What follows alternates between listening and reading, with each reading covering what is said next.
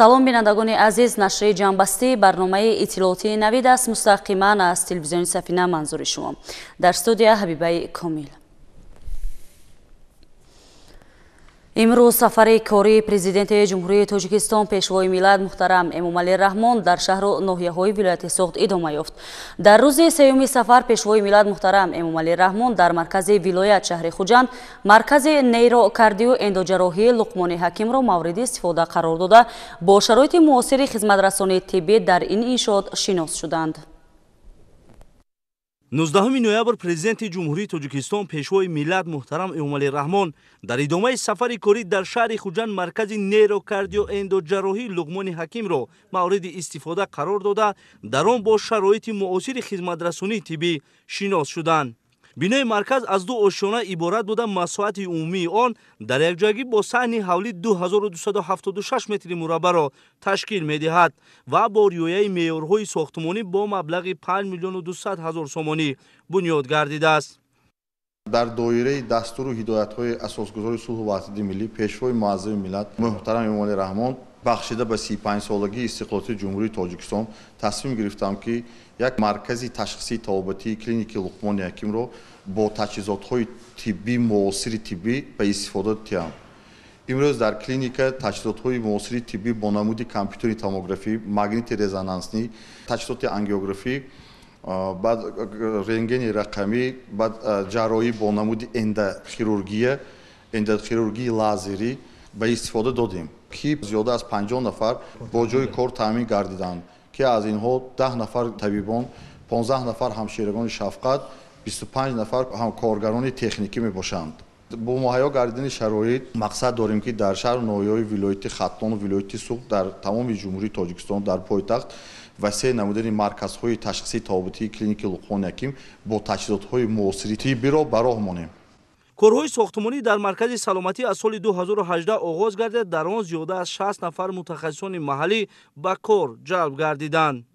аснои шиносоӣ ба пешвои миллат муҳтарам Эмомалӣ Раҳмон иттилоъ дода шуд ки дар марказ ҷарроҳии майнаи сар, мағзи сутунмуҳра, дил ва гурда бо роҳи эндоҷарроҳӣ ва ҳамчунин ҷарроҳии кушодаи амрози занона, эндопротезкунонии бемориҳои ортопедӣ, табобати амрози асаб ва барқароркунӣ ба роҳ монда шудааст.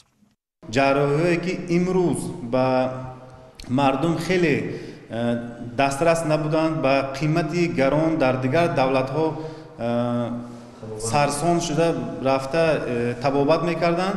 имрӯз мо метавонем бо сари баланд гуфта метавонем ки ин намуди ҷарроҳиё дар ҷумҳурии Тоҷикистон имрӯз ташкил шуд бо дастгирии пешвои муаззами миллат. бисёр ҷарроҳиҳои пешрафта ки дар қаблан дар ҷумҳурӣ гузаронда намешуд, имрӯз гузаронда шуда истодааст. дар ин муассисаи тиббӣ табибони баландихтисос, ҳамшираҳои тиббӣ ва кормандони миёнаи тиббӣ дар маҷмӯъ 50 нафар ба кор ҷалб шуданд. маркази нейрокардио эндоҷарроҳӣ бо таҷҳизоти томография магнитии резонансӣ, томографияи компютерӣ, ангиография, рентгени рақамӣ, таҷҳизоти литотрипсияи нави муосир, даруннигарӣ, ташхиси ултрасадо, озмоишгоҳ, табобати физиотерапевтӣ бо намуди лазерӣ, магниттерапия ва зарбаи мавҷӣ муҷаҳҳаз мебошад. маҳз бо ташаббуси ҷаноби олӣ ин муассисаи мо бунёд гардид ва мо 50 нафар кормандони соҳаи тиб бо ҷои кор таъмин гардидем. کوشش می نماییم که به خلق و وطن خود صافدلانه خدمت نماییم. ما سپاسی به اندازه خود را به پیشوای معظم ملت امامعلی رحمان از نام تمام جوانان از جمله جوان دختران میرسانیم که صدها نفرها را با جای کار خوب تامین نمودند و وعده میدهیم که به خلق و دولت صافدلانه خدمت می نماییم. марказ дар як вақт имкон дорад ки зиёда аз 40 нафар беморонро ба хизматрасонӣ босифат фаро гирад. сарвари давлат муҳтарам Эмомалӣ Раҳмон пас аз шиносоӣ бо шароити фароҳамгардида дар иншооти муосири тиббӣ иқдоми муассиси маркази нейрокардио эндоҷарроҳии Луқмони Ҳакимро пурарзиш номида кормандони марказро барои хизмати софдилона ва муомилаи муоширати хуб ба беморон ҳидоят намуданд. бояд гуфт ки таъмини ҳифзи солимии аҳолӣ бо роҳи бунёди иншооти зарурии соҳаи тандурустӣ аз рӯзҳои аввали истиқлоли давлатӣ дар меҳвари сиёсати ҳукумати ҷумҳурии Тоҷикистон қарор дорад. бо дастгирию ғамхориҳои президенти ҷумҳурии Тоҷикистон муҳтарам Эмомалӣ Раҳмон марҳила ба марҳила иншооти мавҷудаи соҳа аз таъмир бароварда шуда, дар шаҳру ноҳияҳои кишвар беморхонаву дармонгоҳҳо ва бунгоҳу марказҳои хизматрасонии тиббии нав сохта мешаванд. дар маҷмӯъ дар вилояти Суғд ҳоло 939 муассисаи соҳаи тандурустӣ арзи ҳастӣ дошта, дар онҳо наздик ба 30 000 кормандони соҳа, ки аз он 5100 нафарашонро табибони соҳибтахассус ва зиёда аз 18 000 нафари дигарро кормандони миёнаи тиб ташкил медиҳад фаъолият доранд. маркази нейрокардиоэндоҷарроҳии Луғмони Ҳаким дар заминаи дастуру супоришҳои роҳбари давлат бунёд ёфта, барои саривақт ба ташхису табобат фаро гирифтани сокинони вилоят пешбинӣ гардидааст. дар минтақаи озоди иқтисодии Суғд ҳамчунин бо иштироки пешвои миллат муҳтарам Эмомалӣ Раҳмон корхонаи сайри Суғд мавриди истифода қарор гирифт. корхона ба истеҳсоли бозичаҳои кӯдакона ва мотороллерҳои барқӣ машғул буда, ҳаҷми истеҳсолот дар як моҳ 250 мотороллери барқӣ ва бештар аз 20 000 бозичаи кӯдаконаро ташкил медиҳад. дар идомаи сафари корӣ ба вилояти Суғд, президенти ҷумҳурии Тоҷикистон пешвои миллат муҳтарам Эмомалӣ Раҳмон дар минтақаи озоди иқтисодии Суғд корхонаи сайри Суғдро мавриди истифода қарор доданд. корхонаи сайри Суғд дар партави сиёсати хиратмандонаву бунёдкоронаи пешвои миллат аз ҷониби соҳибкори ватанӣ Мирзоҷон Умаров бо маблағи 23 миллион сомонӣ сохта шудааст. корҳои сохтмонии иншооти мазкур моҳи январи соли ҷорӣ оғоз ёфта, дар он 15 нафар бинокорони маҳаллӣ ҷалб шуда буданд. дар корхонаи сайри Суғд бозичаҳои кӯдакона ва мотороллерҳои барқӣ истеҳсол карда мешавад. ҳаҷми истеҳсолот дар як моҳ 250 мотороллерҳои барқӣ ва 20 000 бозичаҳои кӯдаконаро ташкил медиҳад. роҳандозии истеҳсоли ин гуна нақлиёт дорои манфиати зиёд аст, зеро ҳам талаботи мардум ба он афзоиш дорад ва ҳам аз ҷиҳати экологӣ барои ҳифзи покизагии муҳити зист судбахш мебошад. ба пешвои миллат муҳтарам Эмомалӣ Раҳмон иттилоъ дода шуд, ки айни замон дар корхона 14 тамғаи мотороллерҳои барқӣ истеҳсол мешаванд, ки тамғаҳои мазкур бо иқтидори борбардорӣ ва дигар мушаххасоти техникӣ фарқкунандаанд. баъзе тамғаҳои мотороллерҳои барқӣ иқтидори борбардорияшон то ба 1.5 тонна мерасад. дар ҳолати кунунӣ 60 нафар дар ду бастикорӣ фаъолият доранд ва тибқи нақша дар ояндаи наздик шумораи коргарон то ба 150 нафар расонида хоҳад шуд. ҷамъияти дорои масъулияти маҳдуди сайри Суғд дар соли оянда истеҳсоли дучархаҳоро барои чанд зинаи синусолӣ ба роҳ хоҳад монд. баҳри гузоштани саҳми худ оиди бо сурати саноаткунии мамлакат мо тасмим гирифтем, ки корхона бунёд намоем ва имрӯз ин корхонаро мо ба истифода додаем. дар корхона ҳама шароитҳои зарурӣ фароҳам оварда шудаанд. мо миннатдории худро ба пешвои муаззами миллат ҷаноби олӣ муҳтарам Эмомалӣ Раҳмон изҳор менамоем, ки барои бунёд намудани чун корхона ҳамаи тадбирҳои зарурӣ андешида шудааст. маҳз сиёсати хиратмандони ҷаноби олӣ мебошад, ки корхонаи истеҳсолӣ дар ҷумҳурӣ афзуда истодаанд. дар корхона технологияи зарурӣ аз ҷумҳурии мардумии Чин насб шудааст. ду дастгоҳи он, ки барои буридану насби қисмҳо истифода мешаванд, ба таври автоматикӣ ва ё тариқи робот идора мешаванд.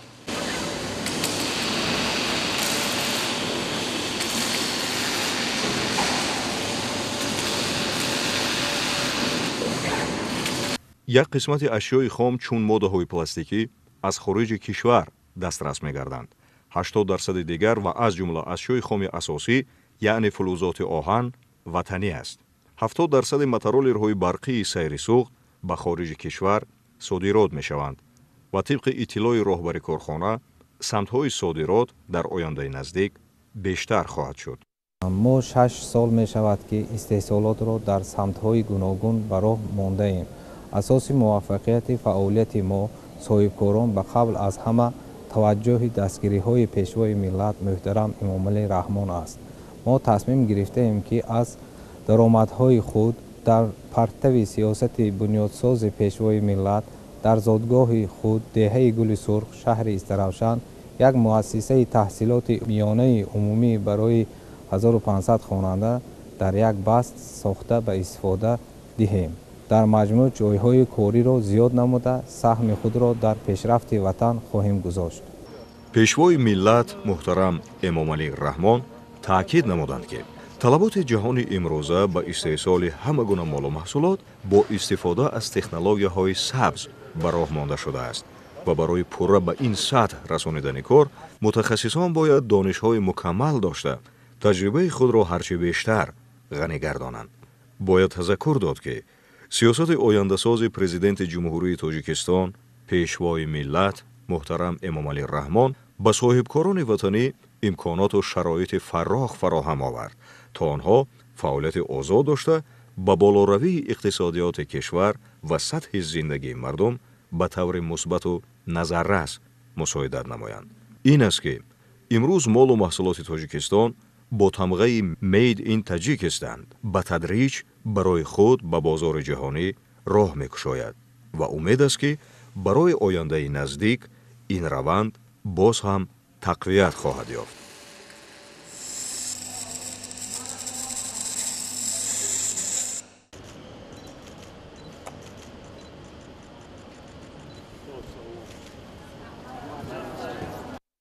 пешвои миллат муҳтарам Эмомалӣ Раҳмон дар шаҳри Хуҷанд ҳамчунин дар фестивали асал, картошка ва анор иштирок намуданд.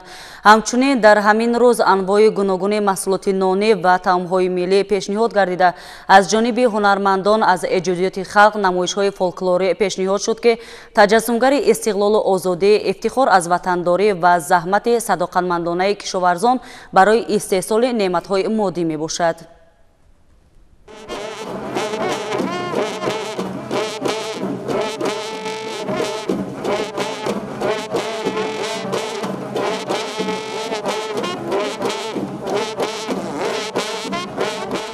ноябр президенти ҷумҳурии Тоҷикистон пешвои миллат муҳтарам Эмомалӣ Раҳмон дар фестивали асал, картошка ва анор иштирок намуданд.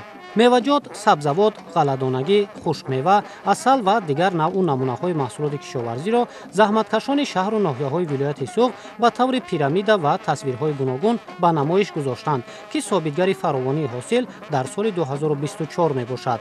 Мана мо хеле фарҳангчони вилоят хурсанд ҳастем ки чорабинӣ бо дараҷаи олӣ гузашт. Бо иштироки муҳтарам ҷаноби олии президенти кишвари Тоҷикистони азизамон муҳтарам Эмомалӣ Раҳмон, ҳама чизҳо ин самари истиқлолият аст. Истиқлолият ба мо чӣ дод? Мана мебинем ки хеле ҳама ҷо фаровонӣ, сери, пурӣ. Кортсоз мебошам. ин касбро ман аз падару бобому бобукалонам омӯхтам. Ман ба ин касб худ хеле завқу шавқи зиёд доштам. хушбахтона мана аз худ намудам. мана касби худро давомдодӣ содиам. ба ҳолати 1 ноябри соли равон нисбат ба ҳамин давраи соли 2023 теъдоди оилаҳои занбури асал дар вилояти Суғд 578 оила зиёд карда шуда ба 80525 оила расонида шудааст. дар 10 моҳи соли равон дар вилояти Суғд 1559 тонна асал истеҳсол шудааст. роҳбари давлат таваҷҷӯҳи масъулини соҳа ва кишоварзонро ба истифодаи васеъи имкониятҳои шаҳру ноҳияҳои кӯҳии вилоят барои истеҳсоли асал, баланд бардоштани маҳсулнокии занбур тавассути хушкзодкунӣ, афзоиши истеҳсоли ин намуди маҳсулоти ғизоию табобатӣ ва муаррифии фазилатҳои асали Тоҷикистон дар сатҳи байналмилалӣ ҷалб карданд. дар доираи барномаи маҷмӯавии рушди бахшҳои чорводорӣ, паррандапарварӣ, моҳипарварӣ ва занбури асалпарварӣ барои солҳои 2023-2027 аз ҷониби Вазорати кишоварзии Ҷумҳурии Тоҷикистон ба занбури асалпарварони шаҳру ноҳияҳои вилоят 520 оилаи занбури асал ва 400 модар занбури зотӣ барои баланд бардоштани маҳсулнокӣ ва беҳтар кардани зот дастрас карда шудааст. ҳоло занбурпарвари соҳибтаҷриба Очилбой Ҳабибов 1000 оилаи занбури асал парвариш мекунад. боз аз ҳамин ҳисоб ҳамасола 1000 оилаи занбури асал ба дигар хоҷагиҳо фурӯхта фоидаи иловагӣ мегирад. 1000 оила занбури асал мо парвариш мекунем то фарзандо то набираҳо 1000 оила мо парвариш мекунем. ҳозир албатта бо ҷаноби олӣ мо рӯбарӯ шудем, ҳамсӯҳбат шудем. барои занбурпарварӣ мо аз вотир раш замин ҷудо карда дода шавад гуфтанд. албатта мо хурсанд. занбурро мо як қисмаш ҳамонҷо буда парвариш мекунем. اصلاشو میگیریم. بعد رامیت پیشنهاد کردن که اونجا هم جا جدا کده میشد، اونجا هم زنبرومی میبریم. از زمستان 1000 عائله اگر برود، از همون با یک بچه گرفته به فروش میمونیم. با همون عائله باقی ماندهش ما تربیه کرده و یه اصل تیار میکنیم.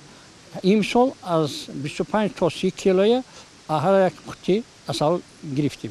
به نهایت ما خرسند شدم که همین قدر دستگیری کرده ایستادن. ساحه زنبور اصل جدایی هم به پیش ماندگی. محترم جناب عالی هزارها رحمت. افضلیت دادن به پرورش نوهای تخمی وطنی، رعایت طلبات اگرتکنیکی و مهنت پیوسته امکان فراهم آورد که به حالت 1 نوامبر در ولایت سوخت زیاده از 640,000 تن کارتوشکا استحصال گردد. این نشان داد نسبت به همین دوره سال گذشته 105,000 تن زیاد می باشد.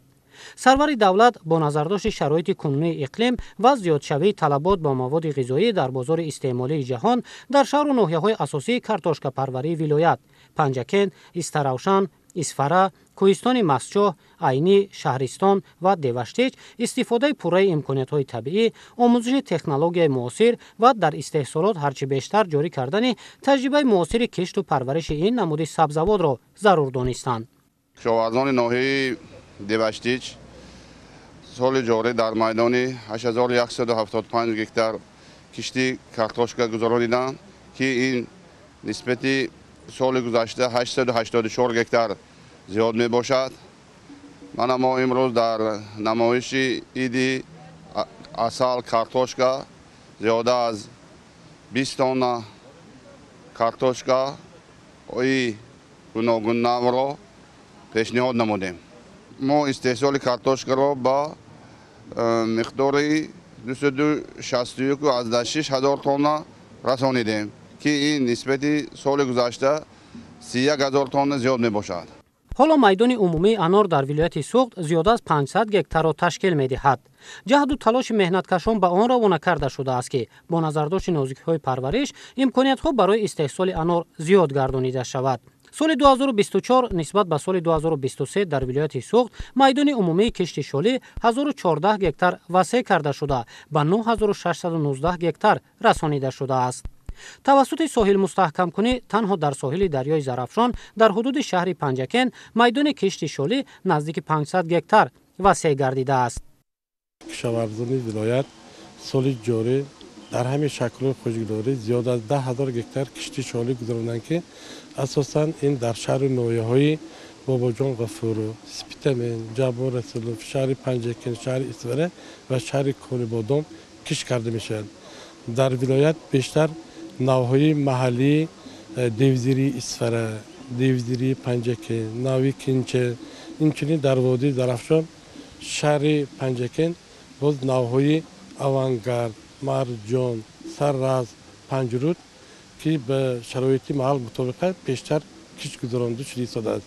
همزمان باید قید است که طبق دستور سپارش‌های پیشوای معظم ملت جناب عالی پرزیدنت جمهوری تاجیکستان محترم امام رحمان باید به ثمرناک استفاده بردن زمین‌های کاریم آبی از یک زمین گرفتن 2-3 حاصل همین شالی پرور هم نیست در کشت تکراری خصوصا شهر ناحیه باباجان غفورов، ناحیه سپیتمن، ناحیه جبار رسولov و شهر پنجکن همین کشتی تکراری شالی گذرانده ایستادن که اینا برابری کشتی اساسی حاصلناکش بلند شده ایستاده است. در ولایت سوخت مجموع محصولات کشاورزی از 2.7 میلیارد سومانی سال 2010 به 18.5 میلیارد سومانی در سال 2023 برابر شده است که افزایش 15.8 میلیارد سومانی را تشکیل می دهد. استحصال کارتوشکا در این دوره 313,900 تن، شالی 26,600 تن، انگور 2,002 تن و عسل 421 تن زیاد شده است. این به نتیجه تطبیق برنامه‌های دولتی، عملی‌گردانی سیاست اگراری حکومت کشور، تحکیم رابطه علم با استحصالات و مهنت صداقتمندانه کشاورزان مربوط دانسته می‌شود. همزمان کارخانه‌های صنعتی کارکرد محصولات کشاورزی نامگوی محصولات خود را پیشکش کردند. در این نمایشگاه انگورهای باباگیام رو پیشنهاد کرده ایستاده‌ایم. ما پیش از همه میانه‌داری خود را به جناب عالی می‌رسانیم که زمین ها رو به خود مایان سپردن و با امروز ما کار و فعالیت برده ایستاده‌ایم. ما یک چند نمود انگور داریم، میز میکنیم. майизои болаза ширин мешад ва майиз чихе дидесед майизои кишмич калифор бездонак маин сиё мани ишқор ино ҳамаш майизои сарафшан мешад мо ҳамин майизҳоро хуш карда истодаем ба бозорҳо бароварда истодем ва оянда нақша дорем ки ба давлатҳои ҳамсоя ва содирот бурорем. мо имрӯз дар намоишгоҳи имрӯза зиёда аз 5 намуд маҳсулоти коркардшуда аз ҷумла нӯшобаи хуч, нӯшобаи зардолу, нӯшобаи барбарис, зирк, мураббо аз хуч ва марминҷон. ҳамзамон гиёҳҳои шифобахш зиёда аз 20 намуд гиёҳҳои шифобахше ки дар ҳудуди вилоят парвариш меёбанд ва дар кӯҳҳо ҷамъоварӣ мекунем ва коркарди онро ба роҳ монда ин баъд дар ҳамкорӣ бо беморхонаҳо ва марказҳои саломатӣ барои ташкили гӯшаи гиёҳдармонӣ корбарӣ намуда истодаем. роҳбари давлат бо самараи меҳнати кишоварзон шинос шуда ба хотири таъмини амнияти ғизоӣ истифодаи пурраи имкониятҳои табииро барои баланд бардоштани самаранокии замин зарур донистанд. таваҷҷӯҳи намояндагони бахши хусусӣ ба истифодаи васеъи имтиёзҳои пешниҳодкардаи ҳукумати кишвар, ворид намудани технологияи муосир, коркарди маҳсулоти кишоварзӣ то сатҳи ниҳоӣ мутобиқ ба талаботи бозорҳои байналмилалии хушконидани мева ва афзун гардонидани содироти маҳсулоти кишоварзӣ ҷалб карда шуд. мо кормандони корпораtsияи моҳии тоҷик дар доираи лоиҳаҳои ҳукумати ҷумҳурии тоҷикистон ва имтиёзҳои додашудаи ҳукумати ҷумҳурии тоҷикистон як қатор корҳоро ба роҳ мондем ва имрӯзҳо дар ҷумҳурӣ парвариши тосмоҳӣ яке аз моҳиҳои нодире ки дар дунё дар китоби сурхи тамоми давлатҳои дунё ҷойгир аст ба роҳ монда ва бо бовари том гуфта метавонем ки дар солҳои наздиктарин тухми сиёҳ, икраи сиёҳ ки дар дунё машҳур аст, истеҳсолшро ба роҳ мемонем. ҳамчунин дар ҳамин рӯз анвои гуногуни маҳсулоти нонӣ ва таомҳои миллӣ пешниҳод гардид. ҳунармандони моҳири вилояти суғд чапотӣ, қалама, кулча, самбуса, оши палав, буридаю тӯпа, қурутоб ва дигар намуди маҳсулоти нонию таомро пешниҳод карданд ки бозгӯи ҳунари воло мебошад. инчунин таомҳои гуногуни аз картошка омодашуда дар намоишгоҳ пешниҳод карда шуд.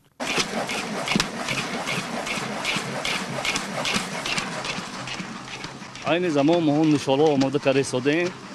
ин нишоло аз решаҳои кӯҳии дарахту номаш бехӣ мебошад ки мо инро ҷамъ карда истода бо 3 соат 4 соат бо об ҷӯшонда истода ҳамин маҳлулро тайёр мекунем. баъд аз ҷӯшондан мо инро бехи мехиро мезанем, кӯпики баланд мешавад, шакар мегирем ва ҷавҳари лимӯ мегириму ба як дараҷаи муайян, меъёри муайян ҷӯшонда истода тайёр мекунем. вақте ки ин кӯпик тайёр шудан баъд қиёми тайёрро дар ин аралаш карда истода баъд нишоло омода мешавад.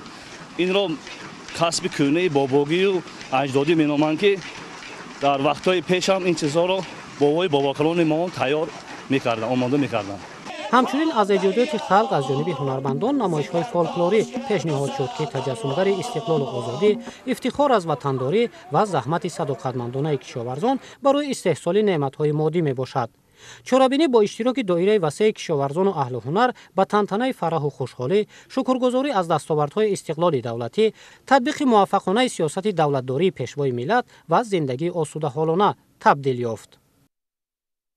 дар доираи сафари кори пешвои миллат муҳтарам Эмомалӣ Раҳмон дар шаҳри Хуҷанд як зумра иншооти наву замонавии дигар мавриди истифода қарор дода шуданд. дар расми кушодашавии ин иншоот аъзои ҳукумати мамлакат ва роҳбарони вазорати идораҳои ҷумҳуриявӣ иштирок доштанд. дар ҳошияи сафари кории президенти ҷумҳурии тоҷикистон пешвои миллат муҳтарам Эмомалӣ Раҳмон ба вилояти Суғд дар маҳаллаи 34-уми шаҳри Хуҷанд маркази нави ташхисию табобатии ҷамъияти дорои масъулияти маҳдуди насли солим мавриди баҳрабардорӣ қарор дода шуд.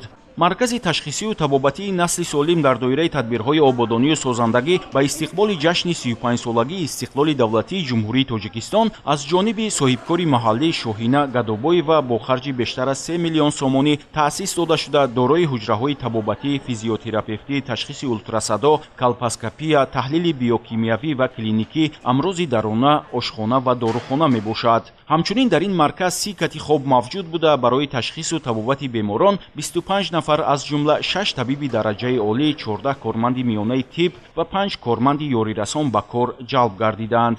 барои фаъолияти пурсамари марказ аз бонуфузтарин ширкатҳои ҷаҳонӣ дастгоҳҳои муосири тиббӣ харидорӣ ва насб карда шудааст. гуфта шуд ки дар маркази нави ташхисию табобатии насли солим бо пешниҳоди хизматрасонии бо сифати тиббӣ дар як вақт 30 нафар бемор қабул карда мешавад. роҳбарият ва кормандони ин маркази муосири ташхисию табобатӣ ҷиҳати фароҳам овардани имконияти мусоид дастгирии ҳамешагии намояндагони бахши хусусӣ ки чунин фазою шароит омили рушди соҳа ва бунёди чунин муассисаҳои замонавӣ гардидааст, ба ҳукумати кишвар сипосу миннатдории худро баён доштанд.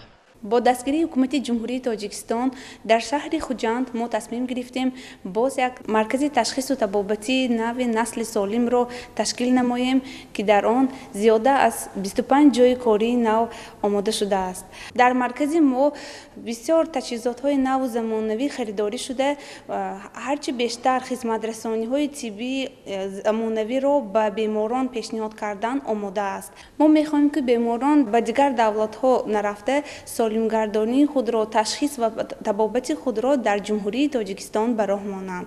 дар маркази ташхисию табобатии насли солим ва мизоҷон аз тарафи табибони баландихтисос, ҳамшираҳои шафқат ва дигар мутахассисони дорои таҷрибаи баланд бо усули замонавӣ бештар аз 50 намуди хизматрасонии тиббӣ пешкаш мегардад. بعضی از کودکان قابلیت شنواییشان پست تولد می شوند یا در کودکی همین تشخیص مانده می شود که شنواییشان پست. در همکاری با شرکت شویتزاری سنا و ایجی فوناک ما نمایندگی رسمی را به دست آوردیم. در زمینه این همکاری ما با کودکان بیمار می توانیم تجهیزات شنوایی را به گوششان نصب نماییم و هرچی بیشتر برای کم نمودن سطح معیوبی کودکان در جمهوری تاجیکستان سهمگذار باشیم. در تمام ولایت سکرینینگ کودکان کرده نمی شود. در تمام ولایت این نیست، لیکن در ما هست سکرینینگ کودکان. این اولتراسادوی معاینه سر، دل، عضوهای هاضمه، گرده و استخوان‌های کورس می باشد. یادآور می‌شویم که جمعیت دارای مسئولیت محدود نسل سالم در شهر خوجند از سال 2020 این جانب فعالیت دارد. در سال اول تنها فعالیت درمانگاهی و تشخیصی را برای کودکان نورسان با زیاده از 45 نمود خدمت‌رسانی طبی پیشکش می‌نمود. سال 2022 با افتتاح بینای نوی مرکز طبابت ستسیانری برای 40 کات به راه مانده شد. اینک با مورد بهره‌برداری قرار گرفتن مرکز نوی تشخیصی و طبابتی نسل سالم در محله 34 شهر خوجند دایره خدمت‌رسانی‌های طبی باز هم بیشتر گردید، خصوصا در سمت تشخیص و طبابت بیماری‌های زنانه. گفته شد که در این مرکز همه نمود بیماری‌های زنانه با استفاده از دستگاه‌های معاصر معین و از جانب طبیبان دارای ملکه بلند کسبی که اکثری آنها در خارج کشور تجربه اندوختند طبابت کرده می‌شود. پروبلمای روز است این بیماری‌های اکستراگنیتالی.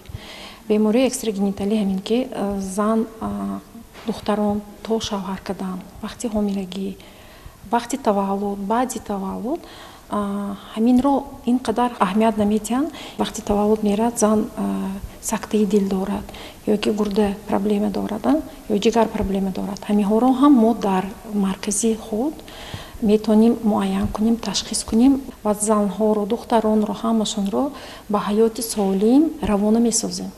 мавриди зикр аст ки давлат ва ҳукумати ҷумҳурии тоҷикистон ҳанӯз аз солҳои аввали соҳибистиқлолии мамлакат барои рушди соҳаи тандурустӣ ва ҳифзи иҷтимоии аҳолӣ танзими фаъолияти соҳа ва таҳкими пойгоҳи моддиву техникии ин самти афзалиятнок ҳамаи тадбирҳои заруриро амалӣ намуд ки далели ин гуфтаҳо сохта ба истифода додани даҳҳо марказҳои муосири ташхисию табобатӣ дар шаҳри хуҷанд мебошад. дар ҳошияи сафари кории президенти ҷумҳурии тоҷикистон пешвои миллат муҳтарам эмомалӣ раҳмон ба вилояти суғд бинои нави филиали ҷамъияти саҳомии пӯшидаи душанбе сити бонк дар шаҳри хуҷанд мавриди баҳрабардорӣ қарор дода шуд. бинои нави филиали душанбе сити бонк дар шаҳри хуҷанд ки бо иштироки намояндагони ҳукумати кишвар ва роҳбарияти вилояти суғд ба истифода дода шуд аз 3 ошиёна ва таххона иборат буда ҳамаи толор ва ҳуҷраҳои корӣ бо мизу курсии компютер ва дигар лавозимоти муосири соҳаи бонкдорӣ таъмин гардидааст ва дар ин иншооти нав барои кору хизматрасонӣ шароити мусоид фароҳам мебошад. бо мавриди баҳрабардорӣ қарор гирифтани бинои нави филиали душанбе сити бонк дар шаҳри хуҷанд 120 нафар мутахассиси маҳаллӣ бо ҷои кори доимӣ ва маоши хуб таъмин гардид ки аз ин нишондиҳанда 34% занону духтарон ташкил медиҳад. ضمن افتتاح بینای نو اطلاع داده شد که بانک مذکور در شهر و ناحیه‌های ولایت سوخت در برابر فیلیال 4 مرکز خدمترسانی را تأسیس داده است و با استفاده از امتیاز و سبکی‌های پیشنهاد نموده حکومت کشور در سمت دستگیری بخش خصوصی روز تا روز دایره فعالیت خود را وسیع می‌کند. عین زمان در ولایت 700,000 طریق همیان‌های موبیلی و 600,000 با واسطه کارت‌های دوشنبه سیتی بانک انتقال مبلغ و پرداخت‌های بودجتی را سری وقت و با صفت عملی می‌نمایند. برای بهتر کردن سطح و صفت خدمترسانی در شهر و ناحیه‌های ولایت سوخت همزمان ترمینال‌های خودکار و بانکомат‌های دوشنبه سیتی بانک موجود بوده تحکیم اینفراساختور خصوصا جاری نمودن واسطه‌های معاصر الکترونی با آن باعث گشته است که روز تا روز پرداخت‌های غیرنقدی افزایش و طلبات اهالی به پول نقد کاهش یابد. چنین شرایط و امکانیت جهت اجرای فرمان پرزیدنت جمهوری تاجیکستان درباره تدبیرهای وسعت دادن حساب برابرکنی غیرنقدی فراهم آورده شده است. عین حال 4 مرکز خدمترسانی بانکی وجود دارد در ولایت سوخت، یک فیلیال و در این بنا تا 120 نفر جای کاری تشکیل کرده شد و همه خدمترسانی بانکی از اون جمله کارت‌های پرداختی، همیان‌های موبیلی، ترمینال‌های خودکار، بانکомат‌ها، پرداخت‌های غیرنقدی بودجتی، خدمترسانی به مزاجانی حقوقی و دیگر قبولی پسندازها، پیشنهادی قرض‌ها و دیگر خدمترسانی بانکی تشکیل کرده شده است. در آینده در ولایت سوخت نیت داریم با 2 مرکز خدمترسانی بانکی تشکیل کرده به استفاده برای شهروندان پیشنهاد کنیم. مسئولان ابراز داشتند که در شهر خوجند و دیگر شهر و ناحیه‌های ولایت سوخت مرکزهای خدمترسانی بانکی اتوماتیک کنانیده شده نیز تأسیس داده شده است. یادآور می‌شویم که فیلیال جمعیت سهامی پوشیده دوشنبه سیتی بانک در شهر خوجند سال 2018 تأسیس یافته است. در مجموع در فیلیال دوشنبه سیتی بانک در شهر خوجند و 4 مرکز خدمترسانی بانکی آن در ولایت سوخت در مجموع 170 نفر با جای کاری دائمی و معاش خوب تامین شده‌اند. شهر خوجند همچون مرکز ماموری ولایت در دوام 33 سال صاحب استقلال مملکت به شهر خیلی زیبا و از لحاظ اقتصادی و اجتماعی ترقی کرده تبدیل یافت. از جمله هر سال در حوزه سفرهای کاری پیشوای ملت محترم امامعلی رحمان در شهر خوجند دهها انشاءات نو زمانوی مورد بهره برداری قرار میگیرند که فعالیت با نظام آنها به بهتر گردیدن سطح و صفت زندگی ساکنان شهر تاثیر بی‌واسطه میرسانند. دستاوردهای زمان صاحب استقلالی ساکنان مرکزی ولایت سوخت را همکاران ما شرح می‌دهند. 33 سال صاحب استقلالی زمانی پیشرفت و کامیابی‌ها در این دوره خوجند به یکی از شهرهای پیشرفته تاجیکستان تبدیل یافت. پیشرفتی نظررس خاصه بنیاد انشاءات دارای تعیینات گوناگون از قبیل بیناهای بلندآشیانه استقامتی، کارخانه‌های خرد و بزرگ صنعتی، مکتب و کودکستان‌ها، تالار و میدانچه‌های ورزشی، مرکزهای معاصر خدمترسانی، تجدید و برقرارسازی راه‌های محلی، موضع‌های تاریخی و باغ‌های فرهنگی فراغتی دیگرگونی کلی را در حیات ساکنان به عمل آورد. این روند پیش از همه در بهداشت سطح زندگی مردم نقشی بارز گذاشت. در این شهر باستانی همساله انشاءات زیادی دارای تعیینات گوناگون مورد بهره برداری قرار داده می شود. امروزها از تلاش مردم شهر بهر استقبال سزاوار جشن 35 سالگی استقلال دولتی جمهوری تاجیکستان روانه گردیده در سمت اجرای نقشه تصدیق شده که فراگیر بنیاد، تعمیر و نوسازی 950 انشاءات از تدبیرهای ضروری عملی کرده می شوند. نقشه مکمل سازندگی اساساً از طرح‌های بزرگ و زمانوی به مانند بنیاد بیناهای بلندآشیانه استقامتی، کارخانه‌های خرد و میانه استحصالی، مکتب و کودکستان‌ها، میدان و تالارهای ورزشی، درمانگاه‌های معاصر، مرکزهای خدمترسانی و سودا، اینچنین تجدید و برقرارسازی موضع‌های تاریخی، تعمیر و نوسازی راه‌های ماشینگرد و باغ‌های فرهنگی و فراغتی عبارت می‌باشد. در دوام سالهای 2022 2023 و 9 ماه سپری شده سال روان در نتیجه تدبیر اندیشی‌های سری وقتی بعد بنیاد، تعمیر و نوسازی نزدیک 600 انشاءات تعیینات گوناگون مورد بهره برداری قرار داده شد. ساکنان شهر خوجند وابسته به اقدام‌های نجیب پیشوای معظم ملت پرزیدنت جمهوری تاجیکستان محترم امامعلی رحمان بهر انمین اجرایشی نقشه چهاربینی‌های جشنی بخشیده به 35 سالگی استقلال جمهوری تاجیکستان جهد و تلاش‌های خود را دوچار نمودند و دوام 3 سال اخیر در این سمت کارها بسیار هم وسعت داده شده. الکی زیاده از 60% اجرایشی نقشه که در مجموع ساختمان و بنیاد و ازامسازی 600 انشاءات‌های تعییناتشان گوناگون در بر میگیرد ساخته به استفاده داده شدند. از آن جمله باید قید نمایم که در ساحه صنعت زیاد از 150 عدد انشاء، در ساحه تندرستی 60 عدد انشاء، در ساحه ورزش 55 عدد انشاء، در ساحه سودا و خدمات رسانی زیاد از 180 عدد انشاءات ساخته به استفاده داده شدند که برای تامین جایهای نوی کاری، برای مساعدت نمودن به رشد اجتماعی اقتصادی شهرمان بسیار هم زمینی مساعد فراهم آورده شد.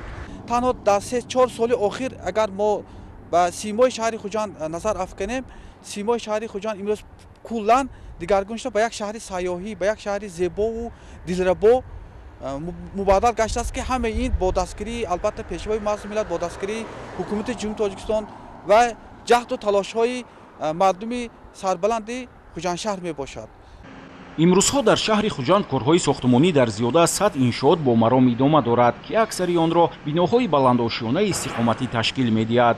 дар шаҳри хуҷанд дар асоси нақшаи генералӣ аз ҷониби ҷамъияти дорои масъулияти маҳдуди суғд шаҳрофар нақшаҳои муфассали маҳаллаҳои 1, 2, 26, 27, 28, 29, 30 ва аз тарафи ҷамъияти саҳомии кушодаи шаҳрофар нақшаҳои муфассали хиёбони исмоили сомонӣ, кӯчаҳои сирдарё, рифат ҳоҷиев, гагарин ҳамзамон аз ҷониби мутахассисони соҳа нақшаҳои муфассали маҳаллаҳои 4, 5 ва 14, 15 таҳия шуда дар ин маҳаллаҳо сохтмони бино ва иншоот ба таври маҷмӯа عملی می شود. برای پیش‌وازگیری 35-سالگی استقلالیت دولتی جمهوری تاجیکستان تصمیم گرفتیم که در شهر خوجند خیابان رحمان نبیев این مجمع استقامتی با نام سردارو سیتی ساخته به استفاده مردم سپاریم. در اینجا زیاد از 100 نفر با جای کاری تامین شده فعالیت کاری برده ایستادند. مجموعه استقامتی از 7 بنا عبارت است و 4 بنای اون تا جشنگیری 35 سالگی استقلال جمهوری تاجیکستان سپرده میشه. در مرکز ولایت سوخت شهر خوجند با قومت افروختن انشاءات تعیینات گوناگون شرایط کار و خدمترسانی و سطح و صفت زندگی مردم بهتر و خوبتر گردیده تشریف سیاحان خارجی نیز افزایش یافته است. عزم و اراده ساکنان خصوصا صاحبکاران شهر خوجند در راه تطبیق هدفهای سازنده حکومت مملکت قوی است و تا جشن 35 سالگی استقلال دولتی جمهوری تاجیکستان کلی انشاءات به نقشه گرفته شده با سطح و صفت بلند ساخته به استفاده داده می شود. در کوچه سرداریای شهر خوجند شرکت ما تصمیم گرفته است که یک مجموعه بناهای استقامتی با نام سقدیان پلازا ساخته به استفاده دهد. این زمان در ساختمان زیاده از 60% کارها به اتمام رسیده شده است. کارهای بتون‌ریزی و خشتچینی رفته شده است. به کار زیاده از 200 نفر جلب کرده شده است. مجموعه مذکور از 15, 16 و 17 آشیانه بناها عبارت می باشد. ما تصمیم گرفتیم که مجموعه مذکور را تا جشن 35 سالگی استقلالیت جمهوری تاجیکستان ساخته به استفاده دهیم. در شهر خوجند سال 2022 ساختمان بینای لوگی مرکز سرطانشناسی ولایت سوخت آغاز گردید. انشاءات مذکور که با فرمایش اداره ساختمان اساسی مقامات اجرایی حکومت دولتی ولایت سوخت ساخته می شود از 2 قسم عبارت است. طبق معلومات در بینای لوگی شعبه های جراحی، احیا و حجره های تشخیصی جایگیر کرده می شوند. همزمان در انشاءات نو برای تشکیل 150 کت بستری امکان فراهم می آید. حالا بیشتر از 20 نفر به کارهای ارماتوربندی و بتون‌ریزی مشغولند. بخشیده به 35 سالگی استقلالیت از ما در بلاک ب کارهای خشتچینی و کارهای بتونی را به اتمام رسانیدیم. در عین زمان حال باشد در بلاک ا کارهای ته‌کرسی بتونی رفته ایستاده است. فرمایشگر اداره ساختمان اساسی می باشد، پودرچی جدمم یورسترای می باشد. ما تصمیم گرفتیم که انشاءات را در سال 2025 به اتمام رسانیم. مقامات اجرایی حکومت دولتی شهر خوجند به تعمیر و نوسازی راههای ماشینگرد نیز توجهی بیشتر ظاهر نموده در این سمت همکاری را با صاحبکاران و اهالی تقویت می بخشد. در دوام 3 سال اخیر با مبلغگذاری حکومت مملکت مقامات اجرایی حکومت دولتی ولایت و شهر اینچنین سهمگذاری صاحبکاران و اهالی نزدیک 200 کیلومتر راههای ماشینگرد حدود شهر خوجند تعمیر و نوسازی کرده شد. امسال باشد تعمیر و نوسازی نزدیک 50 کیلومتر راههای ماشینگرد عملی گردید. дар таъмиру нафсозии роҳҳои дохили кӯчаю маҳаллаҳои шаҳри Хуҷанд дар баробари мақомот саҳми соҳибкорону аҳолӣ низ назаррас аст.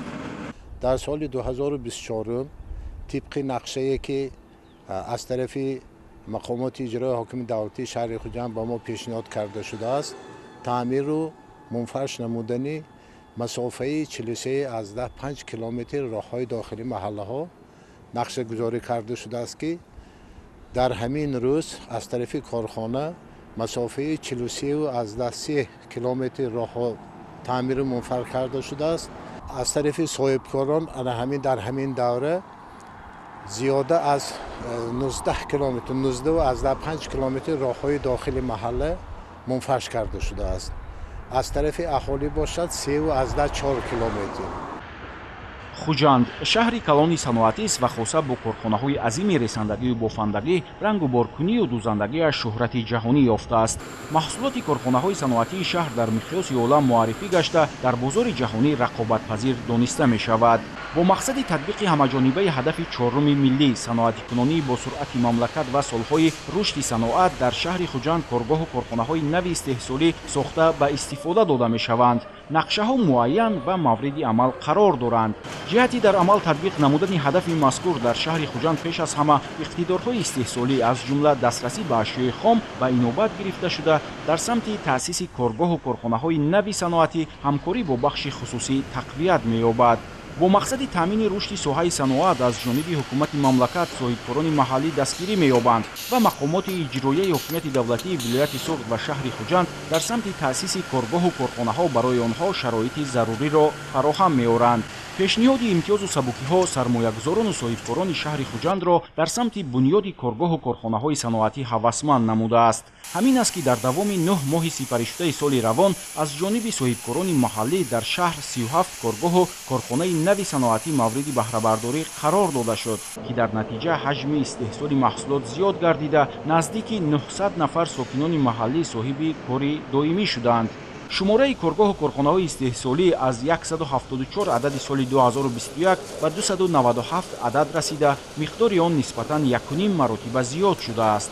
агар соли 2021 ҳаҷми истеҳсоли маҳсулоти саноатӣ 1.5 миллиард сомониро ташкил медод, дар соли равон ин нишондиҳанда ба зиёда аз 2 миллиард сомонӣ расонида мешавад.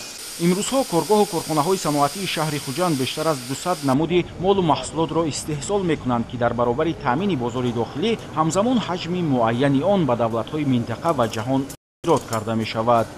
яке аз ҳадафҳои чоруми ҳукумати мамлакат ин саноаткунонӣ бо сурати кишвар ва солҳои 2022-2026 солҳои рушди саноат дар ҷумҳурии Тоҷикистон эълон гардидааст.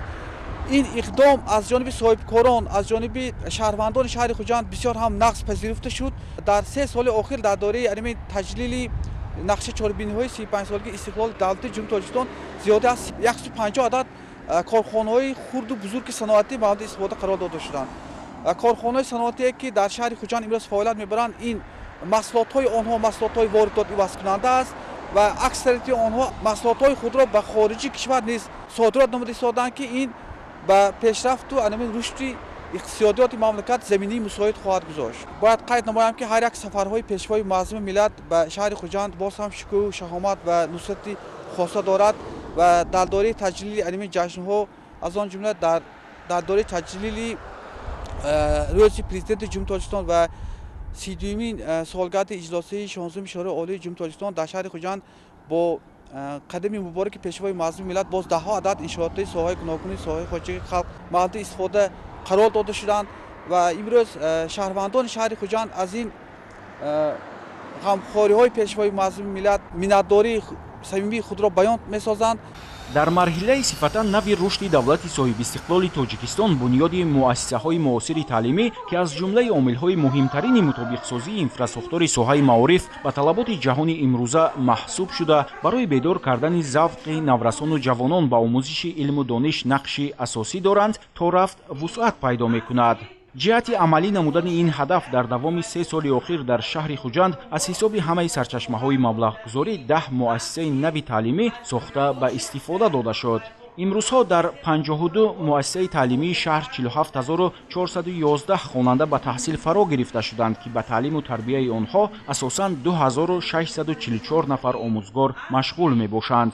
дар шаҳри хуҷанд барои беҳтар намудани шароити таълиму тарбия бо дастгирии ҳукумати мамлакат марҳила ва марҳила дар муассисаҳои таҳсилоти умумӣ кабинетҳои фаннӣ ва озмоишгоҳҳои замонавӣ таъсис дода мешаванд ки дорои воситаҳои техникӣ ва асбобҳои айёнии муосир мебошанд. ба таъкиди омӯзгорон муҷаҳҳазсозии кабинетҳои фаннӣ, озмоишгоҳҳои муассисаҳои таҳсилоти умумӣ бо таҷҳизоти нави техникӣ, асбобҳои барқӣ, реактивҳо ва дигар лавозимоти лабораторӣ пеш аз ҳама дар баланд бардоштани сифати омӯзиши фанҳои табиӣ риёзӣ замина гузошт. дар маҷмӯъ дар 52 муассисаи таълимии шаҳри хуҷанд наздики 400 кабинети фаннӣ ва озмоишгоҳҳои таълимӣ таъсис дода шудааст. дар муассисаҳои таълимии шаҳри хуҷанд ҳамаи шароитҳо муҳайё мебошад.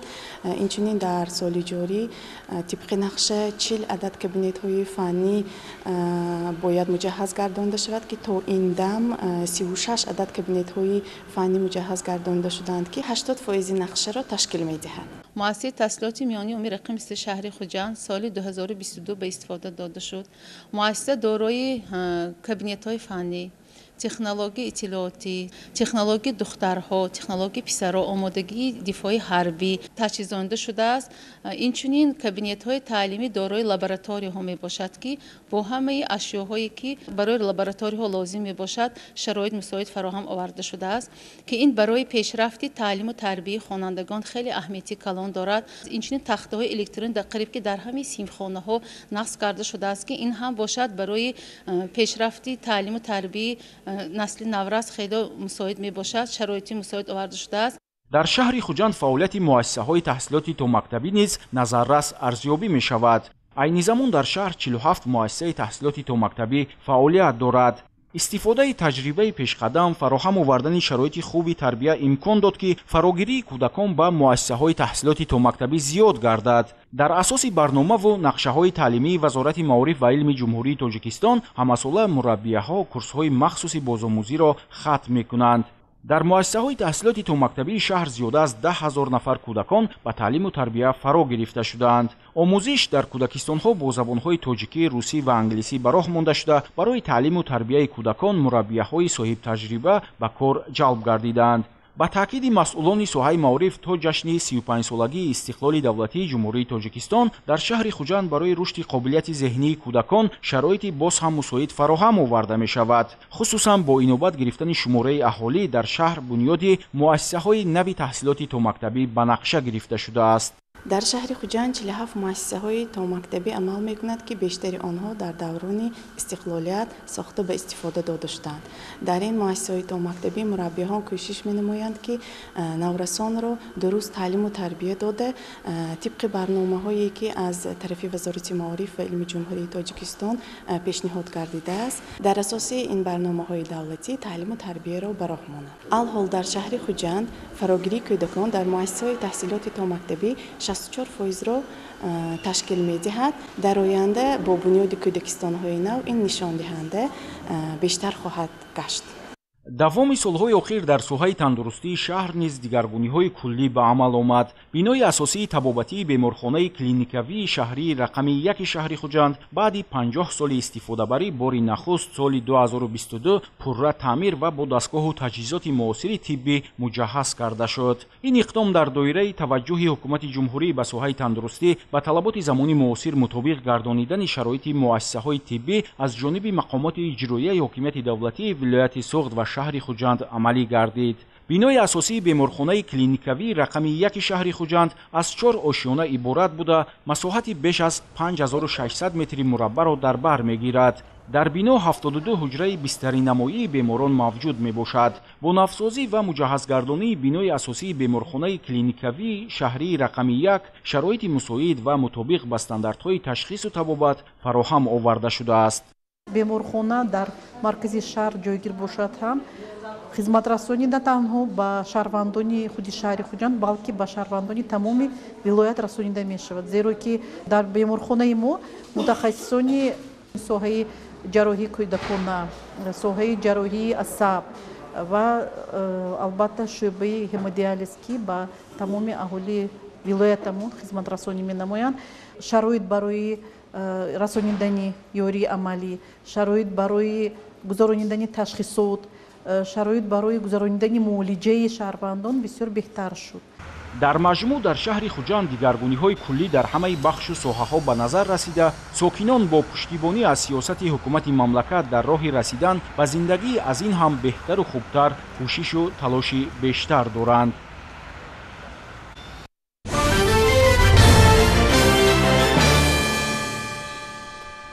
дар китобхонаи миллии Тоҷикистон ҷаласаи кумитаи роҳбарикунандаи барномаи раёсати Созмони Милали Муттаҳид оид ба маводи нашъовар ва ҷинояткорӣ дар Осиёи Марказӣ баргузор гардид. Тафсилот дар гузориши ҳамкорони мо. 18 ноябри соли 2024 дар китобхонаи миллии Тоҷикистон ҷаласаи кумитаи роҳбарикунандаи барномаи раёсати Созмони Милали Муттаҳид оид ба маводи нашъовар ва ҷинояткорӣ дар Осиёи Марказӣ баргузор гашт. Мақсад аз баргузории ҷаласаи мазкур ин шарҳи натиҷаи ҳамкориҳо дар соли 2024 ва муҳокима ва баррасии нақшаи корӣ дар соли 2025 иборат буд. дар ҷаласа намояндагони мақомоти ҳифзи ҳуқуқи ҷумҳурии Қазоқистон, Қирғизистон, Тоҷикистон, Туркманистон ва Ӯзбекистон иштирок намуданд. Зимни чорабинии мазкур директори агентии назорати маводи нашъоварӣ назди президенти ҷумҳурии Тоҷикистон генерал-майори хизмати назорати маводи нашъовар Зафар Самад оид ба дастовардҳои мақомоти ҳифзи ҳуқуқи ҷумҳурии Тоҷикистон дар самти мубориза бо муомилоти ғайриқонунии воситаҳои нашадор, моддаҳои психотропӣ ва пешгирии нашамандӣ, инчунин вобаста ба ҳамкории судманд бо раёсати Созмони Милали Муттаҳид оид ба маводи нашъовар ва ҷинояткорӣ суханронӣ намуданд. Инчунин дар ҷаласа муовини вазири корҳои хориҷии ҷумҳурии Тоҷикистон ва намояндаи минтақавии раёсати Созмони Милали Муттаҳид оид ба маводи нашъовар ва ҷинояткорӣ суханронӣ намуданд. зикр кардам ба маврид аст ки ҳамкориҳои мақомоти салоҳиятдори Тоҷикистон бо раёсати Созмони Милали Муттаҳид оид ба маводи нашъовар ва ҷинояткорӣ, шарикони рушд ва дигар созмонҳои минтақавию байналмилалӣ ҷиҳати роҳандозӣ кардани барномаҳо дар пешгирӣ ва мубориза бар зидди гардиши ғайриқонунии маводи мухаддир, моддаи психотроактивии нав, прекурсорҳои онҳо, ҷиноятҳои муташаккили фаромилӣ, терроризму ифротгароӣ, қочоқи одамон, офиятбахшии нашамандон, ҳифзи сарҳадот ва таҳкими касбияти кормандони сохторҳои зидди мухаддиротии Тоҷикистон дуруст ба роҳ монда шудааст. дар ошияи чорабинии мазкур намояндаи минтақавии раёсати Созмони Милали Муттаҳид оид ба маводи нашъовар ва ҷинояткорӣ ба агентии назорати маводи нашъовари назди президенти ҷумҳурии Тоҷикистон ташриф оварда аз фаъолияти агентии шиносоӣ пайдо намуд.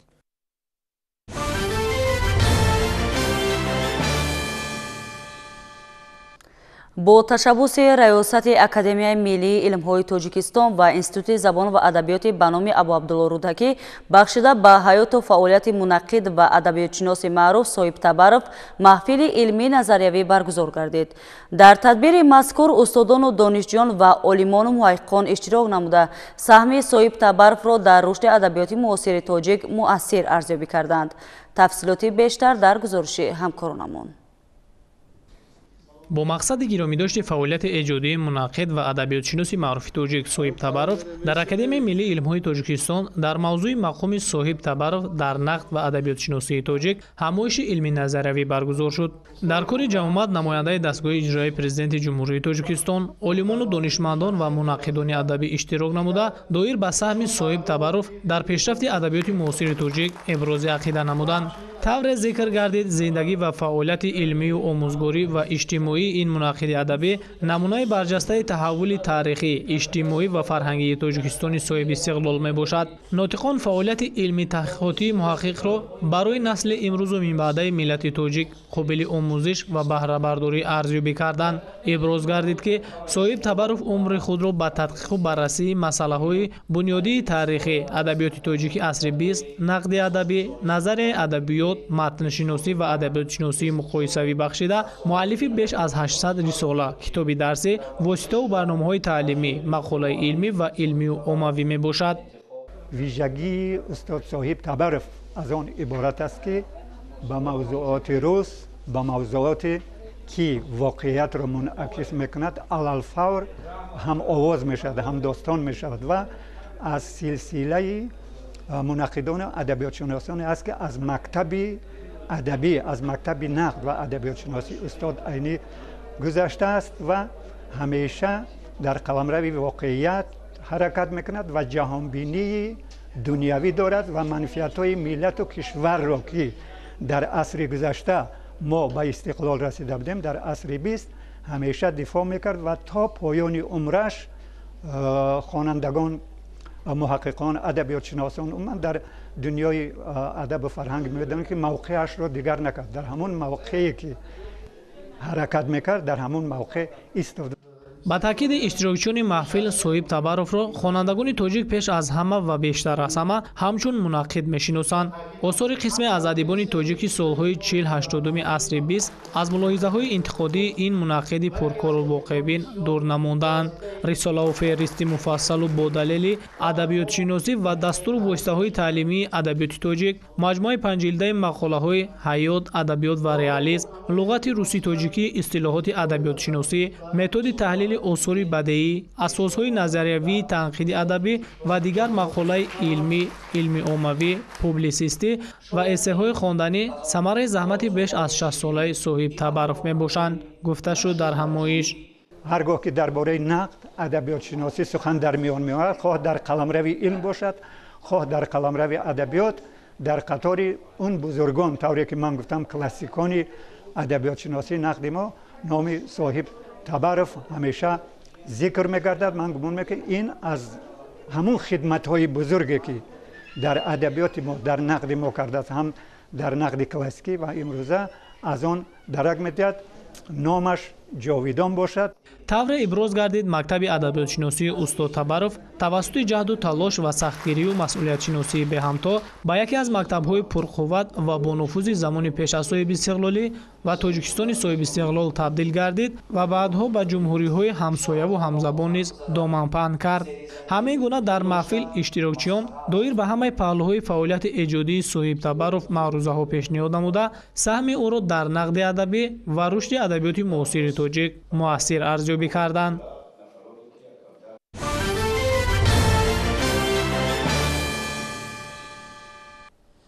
در شهر خوروغ ولایت مختار کوهستان بدخشان یارمارکه فروش محصولات کشاورزی دایر گردید. در یارمارکه خواجگی‌های دهقانان تمام شهر و ناحیه‌های ولایت با محصولات از جهت اکولوژی تازه اشتراک نمودند. محصولات کشاورزی با نرخی از بازار ارزان‌تر به فروش برآورده شد. اطلاع می‌دهد همکار ما خاصیت خدایربک زاده. چنین یارمارکه‌های محصولات کشاورزی در شهر خوروغ پیوسته دایر می‌گردند. هدف از برگزاری چنین یارمارکه این پیش از همه دسترسی مردم به محصولات کشاورزی از نرخ مقرره بازار ارزانتر و این چنین دسترسی به محصولات جهت اکولوژی تازه می باشد. باید گفت که امروزها در دوره عملی شوی یکی از هدف‌های کلیدی حکومت جمهوری تاجیکستان تامین امنیت عضوقواری در منطقه کل اهالی از مواد نیاز اول و همه گونه محصولات پاره تامین می باشند. طبق تاکید و هدایت‌های پیشوای معظم ملت محترم امام علی رحمان، همه ساکنان ولایت خانه پرناز و نعمت داشته دارای ذخیره 2 ساله مواد غذایی می باشند، ولی تشکیل چنین یارمارکه‌ها که نیز سپارش سرور دولت و حکومت مملکت می باشند بار دیگر برای ساکنان امکانیت فراهم می آورند که دلخواه محصولات را با کمترین ارزش خریداری نمایند. یارمارکه فروش محصولات کشاورزی در نزد میدان اسماعیل سامانی برگزار گردید. رهبریت ولایت و دیگر شخصان مسئول از یارمارکه فروش محصولات کشاورزی دیدن نموده بر آن تاکید نمودند که تشکیل چنین یارمارکه ها بهره غنی و فراوان نمودن دسترخوان مردم مهم می باشند. همه ناحیه‌های ولایت مختار کوهستان بدخشان و شهر خوروغ بخصوص بازار شهر خوروغ در این یارمارکه فروش محصولات کشاورزی فعالانه اشتراک می نمایند و همه محصولات کشاورزی به سودا گذاشته شده ایستادند. در یارمارکه فروش محصولات کشاورزی زیاده از 8-9 تن گوشت کارتوشکا است، سبزی، پیاز و در یارمارکه امروز همین محصولات به سودا گذاشته شده و نسبت بازار 20-25% ارزان هستند. اگر به نرخ‌ها نگریم گوشت اگر در بازار شهر خوروغ 65 سومون 68 سومونی باشد در یارمارکه امروزه به 50 سومونی فراورده شد. کارتوشکایی که در بازار شهر خوروغ 6 سومون است در یارمارکه امروزه 3.5 سومون. همین خیلی سبزی، پیاز و دیگر محصولات نسبت بازار 20-25% به سودا گذاشته شدند. در یارمارکه همچنین اگنتی ذخیره‌های مادی دولتی نزد حکومت جمهوری تاجیکستان در ولایت فعالیت داشته. ارد نوع یکم و دوم، روغن رستنی، шакар, биринҷро ба фурӯш баровард. сокинони шаҳри Хоруғ ва ноҳияҳои гирду атроф аз ин иқдоми нек ярмаркаи хушсифати маҳсулоти кишоварзӣ ба дастандаркорони он арзи сипос баён намуданд.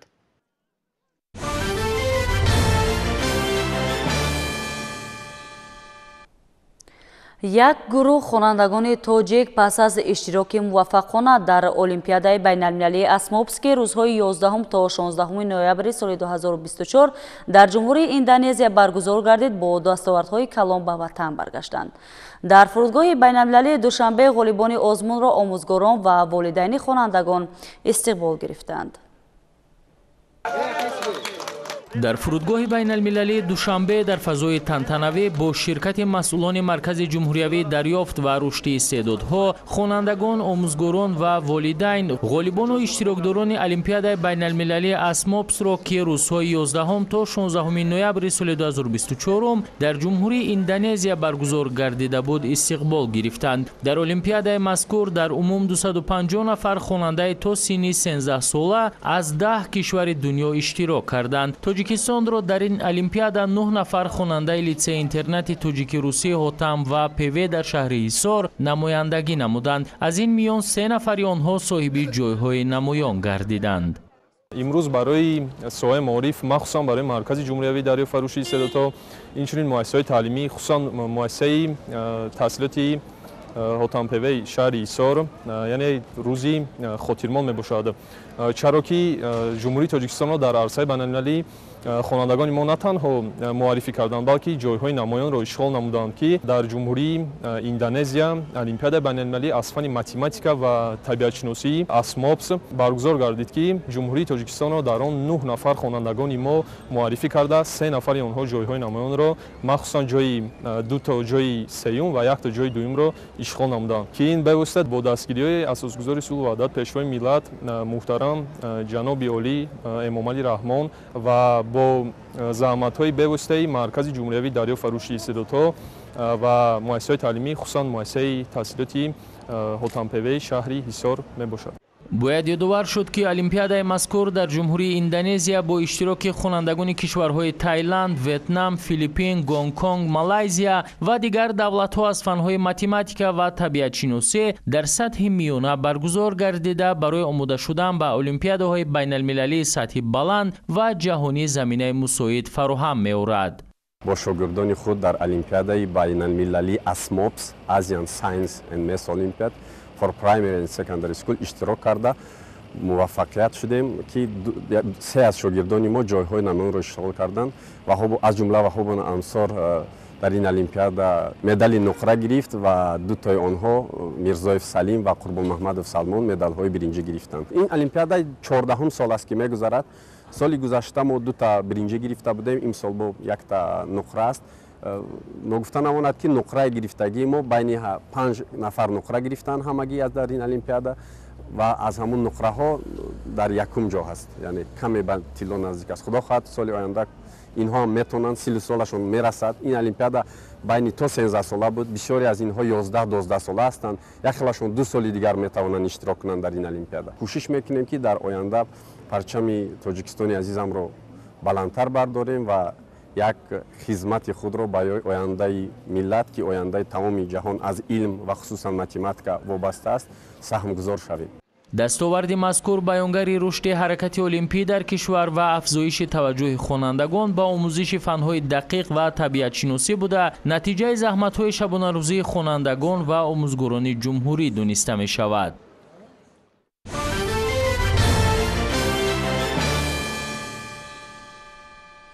хушхабари дигар дар соҳаи варзиш. як гурӯҳ варзишгарони тоҷик дар чемпионати ҷаҳон оид ба намуди Unified ки миёни наврасону ҷавонон дар шаҳри Москваи Федератсияи Россия доир гардид, бо 7 медал ба ватан баргаштанд. истиқболи варзишгарон низ дар фурудгоҳи байналмилалии шаҳри Душанбе хушу хотирмон сурат гирифт. дар фурудгоҳи байналмилалии шаҳри Душанбе варзишгарон парчамбардорони ватанро, ки дар чемпионати ҷаҳон миёни ҷавонон ва наврасон оид ба Unified дар шаҳри Москваи Федератсияи Россия фаъолона ширкат варзида, соҳиби 7 медал гардиданд, мураббиён, дӯстону наздикон ва ҳаводорони варзиши меҳан самимона истиқбол гирифтанд. دسته منتخب جمهوری تاجیکستان در یک هیئت پوره به آنجا سفربر گردید. ما در بین 21 دولت توانستیم که 7 مدال به دست بیاریم که این 4 مدالش جای دوم و 3 مدالش جای سوم می باشد. ما خرسندیم که تمرین هایی که ما در تا وقتی چمپیونات ما گذراندیم امروز برای ما یک نتیجه خوبی داد که توانستیم ما در آنجا سربلندانه پرچم جمهوری تاجیکستان بلند برداریم.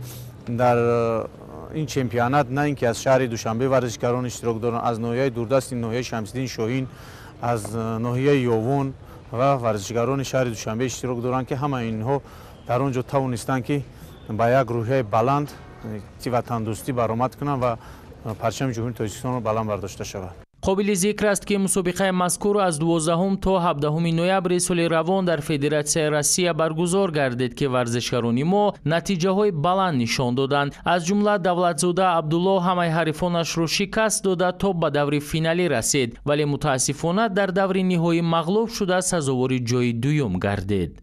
در چمپیونات جهان من در وزن 65 کیلوگرم اشتراک کرده سزاوار جای دوم گردید. 4 حریف خود را مغلوب کردم. رقیبان من از ازبکستان، قزاقستان، بلاروسیه و فدراسیای روسیه بودند. از همه رقیب ارزنده من از فدراسیای روسیه بود که من را مغلوب کردن نتونستم و سزاوار جای دوم گردیدم. از این رو افتاده نیستم و تمرین های خود را زیاد کرده کوشش میکنم که سال دیگر سزاوار جای اول گردم.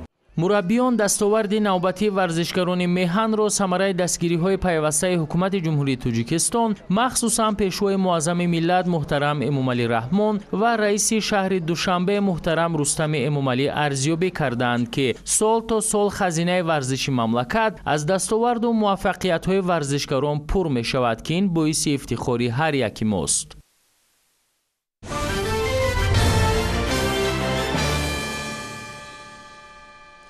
ورزشکاران تاجیک در چمپیونات اورو-آسیا اوید به سامبوی کسبی که در شهر دوشنبه جریان داشت با دستاوردهای ارزنده نایل گردیده به خزینه ورزشی مملکت نشان دیگر الوه کردند.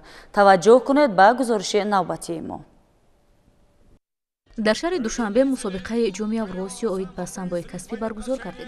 مورد ذکر است که سامبوی محاربوی در تاجیکستان جایگاهی مخصوص دارد و یکی از ورزش‌های دوست داشتنی جوانان و نورسان به شمار می‌رود. برگزاری چندین مسابقه‌های بین‌المللی مخصوصاً قهرمان جهان سال 2017 بیانگر گفته‌های بالاست. محض همین رشته چهره‌های سرشناس را در کشور پدید آورد و نمایندگان این ورزش مهارت و متانت عالی نشان می‌دهند. جای تاکید است که مسابقه طی 2 روز جریان گرفته چهره‌های نو و خوش‌سلیقه را معرفی نمود. گفتن به مورد است که این چهره‌ها تاجیکستان را در بانفوذترین عرصه‌های جهانی معرفی می‌نمایند. چرابینی از جانب فدراسیای سامبوی تاجیکستان در سطح ضروری تشکیل گردیده در روند آن ورزشکاران میانی هم به کسب غالبیت رقابت نمودند. در سبقت‌های فینالی مسابقه 6 نبرد برگزار گردید. مورد ذکر است که دوام سال‌های اخیر در کشور ما این نمود ورزش رشد نموده، ورزشکاران منتظم دستگیری می‌یابند. همین است که این بار مسابقه جام اورو-آسیا اوید به سامبوی کسبی با شرکت ورزشکاران از این قاره در سطح ضروری تشکیل و راه اندازی شد. در دور نهایی مسابقه نمایندگان تاجیکستان، ایران، فدراسیای روسیه، ازبکستان، قزاقستان، قرقیزستان و ترکمنستان شرکت نمودند. در آخر سبقت ورزشی از جانب مسئولین فدراسیای سامبوی تاجیکستان به غالبان کمربند و تحفه‌های خاطروی دیگر تقدیم گردید. مورد به ذکر است که با کوشش تلاش مسئولین این نمود ورزش رشد نموده، ورزشکاران آن در سبقت‌های گوناگون و دستاوردهای شایان تحسین نایل گردیده ایستاده‌اند.